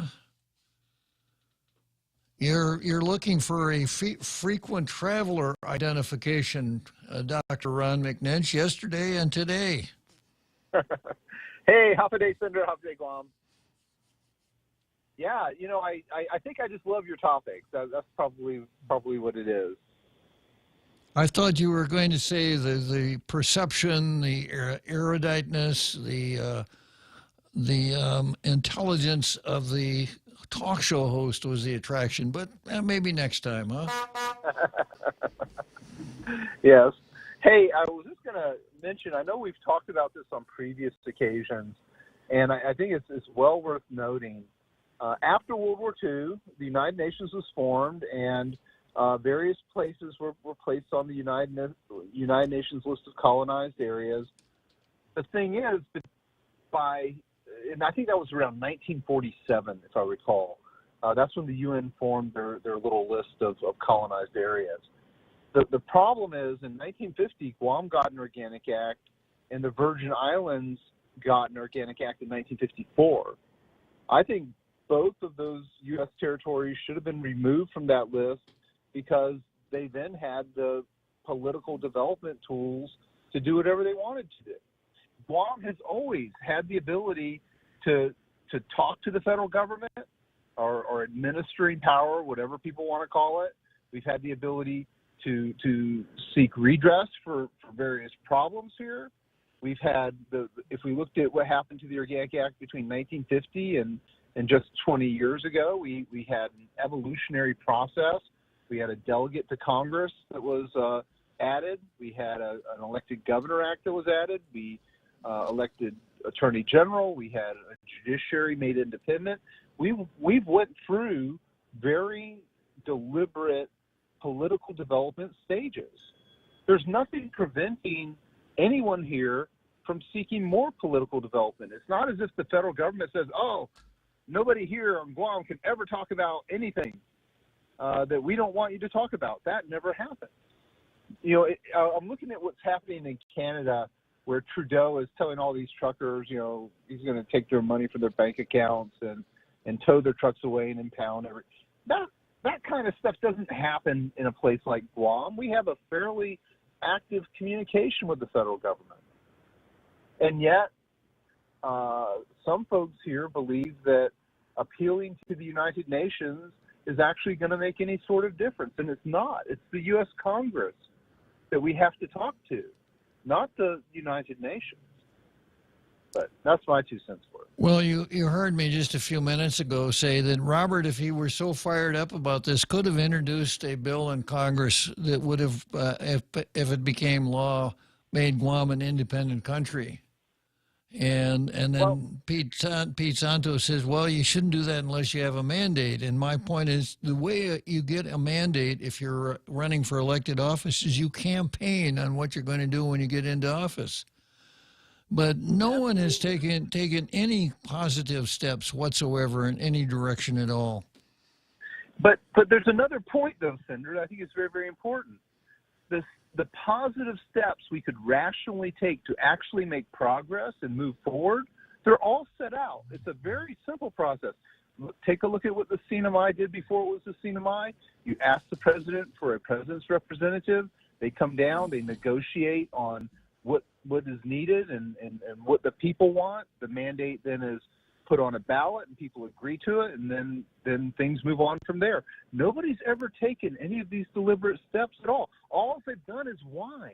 Exactly. I've made that point before that, you know, that I suspect that nobody here, none of the separatists have ever even looked at the covenant between the government of the Northern Marianas and the United States. And there's some really good things in there. And we have a great argument. You did it for them, you can do it for us. And that, secret study thing where actually Ford wrote the letter, Kissinger routed it through that Guam should get no less of a deal than the Sinai got. Yeah. And so we even have that evidence too. But I guess we have to have leaders. And there's one other thing I should say. God bless America. God bless Guam. There's nothing wrong with loving America and living on Guam and loving Guam too. In fact, our community is filled with people who have a deep love and proud respect for America.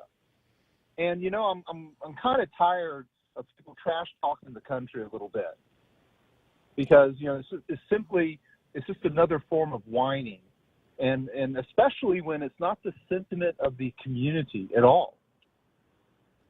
Well, when you really examine it, there are people in this community, and I suppose in other communities too, that would much rather bitch than be happy. And they wouldn't want to accomplish what they're bitching about, because then they wouldn't be able to bitch about that anymore. So it's kind of a never-ending loop. It's almost the point of existence. This is what they live for. And that's unfortunate, because it impedes everyone else who wants to build things and build positive things, build a positive future for our children, build a positive future for our community. When we have only people who whine all the time and complain all the time, it creates a kind of little cloud that follows everybody around everywhere. Do you remember little Abner, Ron? Yeah, of course. And Joe Befolsbach, who had that little cloud hanging over his head. Right. That little cloud kind of raining a little bit. Joe Befolsbach was his name. Yeah, that's what we've got. We've got a lot of those here. Very good. Well, thank you so much, sir. Have a great day. Okay, good talking to you, Ron. Ron McNinch, professor at the University of Guam. Okay, it's time to head to Churchill Downs.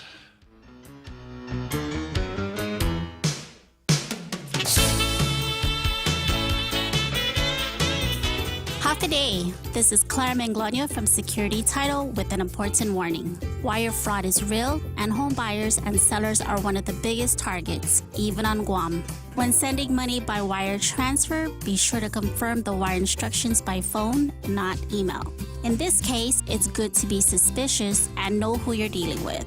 Let the professionals at Security Title work with you to minimize loss due to wire fraud. We are here to help.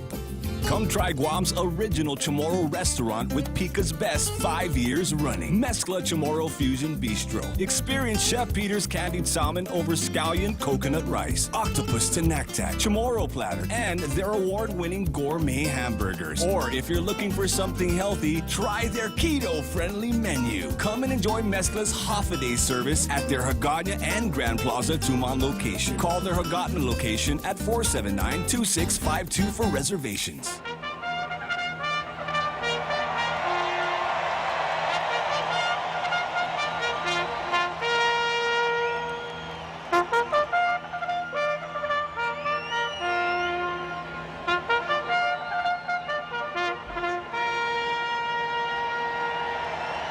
The home stretch, Churchill Downs in Louisville. That means I got about 2 more furlongs and I will cross the finish line for another episode of Tall Tales. Sad to say, after today, we've only got 2 more days this week.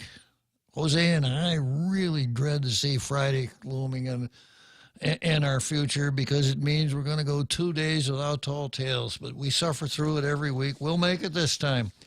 So I'm back at this this scandal sheet, this propaganda organ put out by the Melvin Bora, as you were, the Melvin Wanpat Commission, called Guam, a territory like no other. And I'm looking at page 7. Why change? It's a question. Talking about Guam's history of colonialism and the present-day acts of colonialism can be emotionally and mentally challenging. You don't say. Yeah. However, without education to help understand colonialism, the people of Guam will never realize the change they seek in their society. When I hear the separatists and people of this ilk talking about education, it scares the heck out of me because their idea of education is gold-plated propaganda and nothing more. This being a prime example right here, what I have in my hand. Yeah, they spelled indoctrination wrong. Yeah. They spelled it E-D-U-C-A-T-I-O. Yeah, when they really meant indoctrination, exactly. Yes. So the people of Guam will never realize the change they seek in their society. Change they seek in their society. Our hands are not tied. The island's political, economic, social, and cultural landscape is changing every day. I hope so. That's kind of the way of the world. Much of the island's governance and development is often hindered by the decisions that are made thousands of miles away, such as, that horrible thing the United States did when they dumped $2 billion on us to help us deal with the pandemic, right? Yeah, and a really good example is the ban on cockfighting. Guam will never be the same now that we can't have legal cockfighting on the island. Language and natural resources of Guam continue to be, let's see. And the language, the culture, language, and natural resources of Guam continue to be exploited by outside forces. The culture, language, and natural resources of Guam continue to be exploited by outside forces. That's quite a mouthful. That's quite an indictment. Yeah, it is. Self-government can be the solution to those problems, and self-determination is a means to achieve that. So self-government here can only mean one thing. It doesn't mean statehood. It means independence.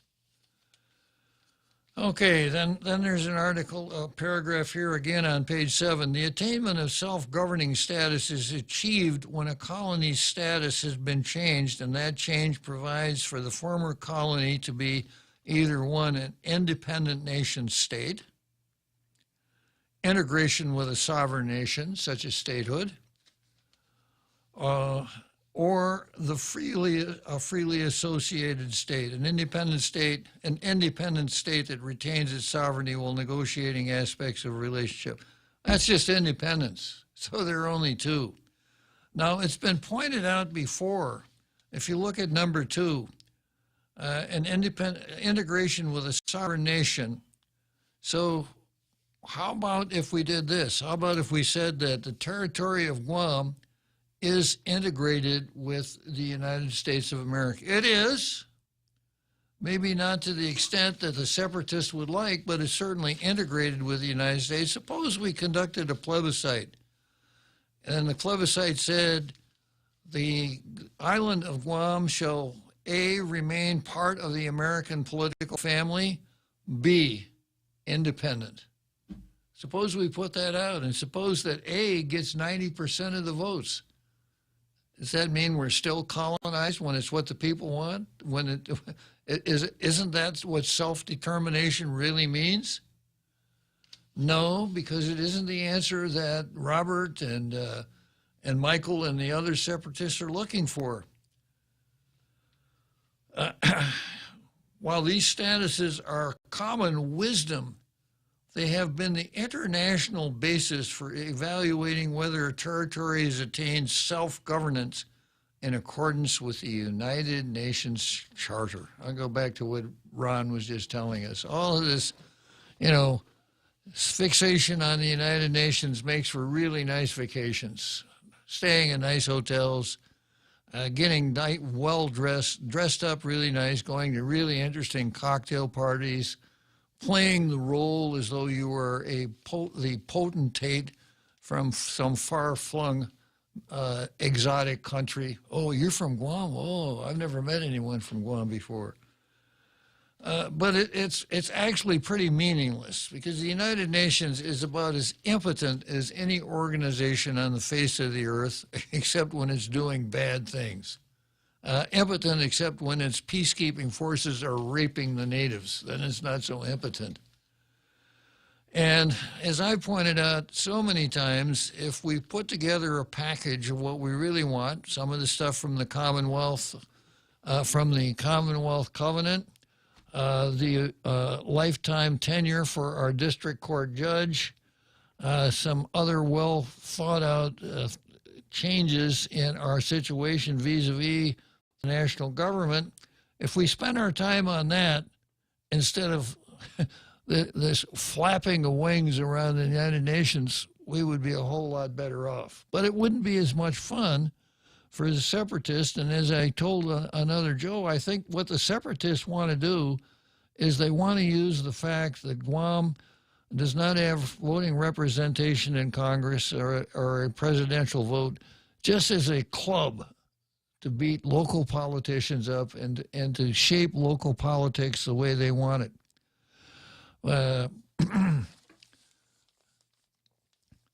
So this article says, oh, wait a minute, let me go on to the next section here. What's the best status for Guam? Each status option will come with its own pros and cons, but the ability to choose between independence, free association, or statehood gives the native inhabitants the opportunity to choose for ourselves. Well, you're only choosing between independence and status quo. Those are the only two real choices, unless you want to make a choice that is absolutely meaningless. You choose statehood, and we'll be having the same conversation 100 years from now because we don't have enough people.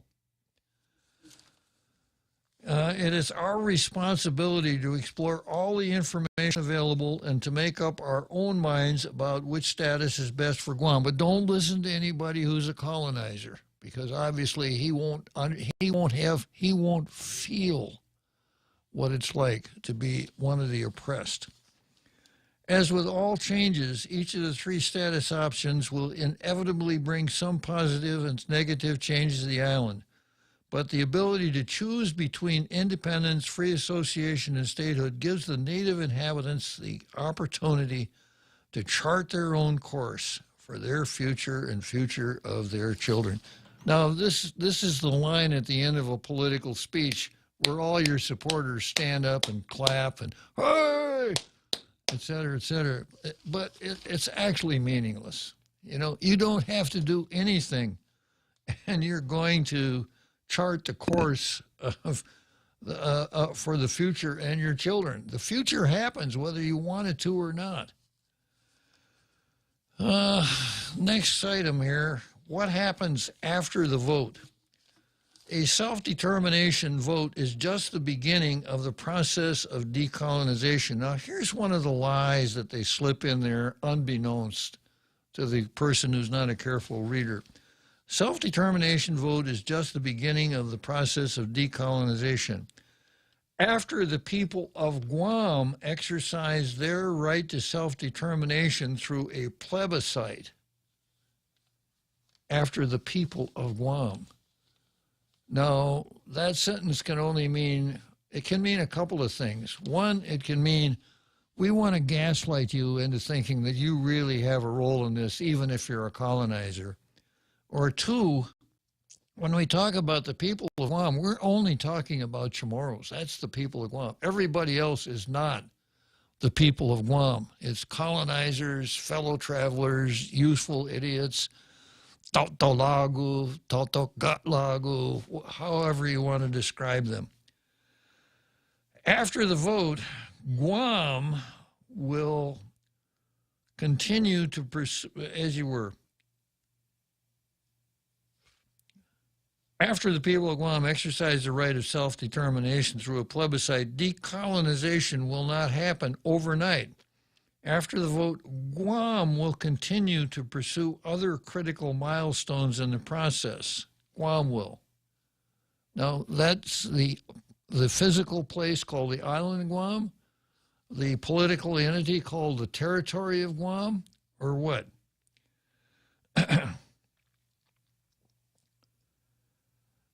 Guam will continue to pursue other critical milestones in the process, including decisions on what the chosen status will look like. So we're supposed to wait until we let the Chamorros decide that Guam should be independent, and then we'll decide what it's going to look like. And I'm going to look at the finish line here at Churchill now, cross it, go home. Come back tomorrow, sign off with my usual, let's go, Brandon.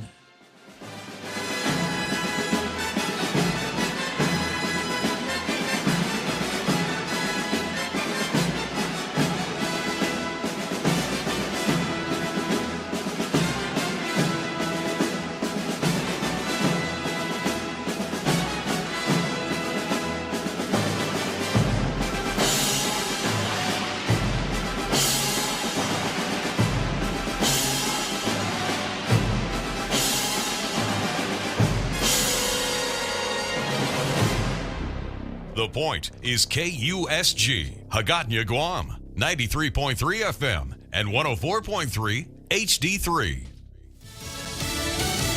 No pullback on Jack Callahan, Fox News, despite Vladimir Putin's claims that he's withdrawn some of his forces near Ukraine's borders. A State Department source tells Fox News it is not true and that some Russian troops have actually moved forward. Fact remains, right now, Russia has more than 150,000 troops encircling Ukraine and Belarus and along Ukraine's border. An invasion remains distinctly possible. President Biden at the White House Tuesday again urging Putin to pursue a diplomatic solution, even as Ukraine is hit with cyber attacks, effectively putting government offices and banks offline. Out of office, 3 members of the San Francisco School Board recalled in a special election Tuesday. Parents gathered enough signatures to put this on the ballot, saying that they were angry and felt the board members were not listening to their concerns. They were also upset about the board spending time on debating the renaming of schools rather than about children returning to in-person classes during the pandemic. Reporter Janet Katsuyama of Fox 2 in San Francisco says Mayor London Breed will have to appoint replacements to the school board to serve until the November election. Answering a call about a man firing a gun, 2 Harris County, Texas sheriff's deputies were shot and wounded last night. They're both in fair condition. None of the wounds appear to be life-threatening, but they're serious wounds nonetheless and may require some extensive recovery time. Sheriff Ed Gonzalez says one of the deputies suffered a graze wound to the head in addition to being shot in the leg. The deputies returned fire, killing the suspect, who the sheriff says was out on bond from an earlier felony arrest. COVID-19 vaccines given to expectant mothers during pregnancy may protect babies after they're born and lead to fewer hospitalized infants, according to a new report from the Centers for Disease Control.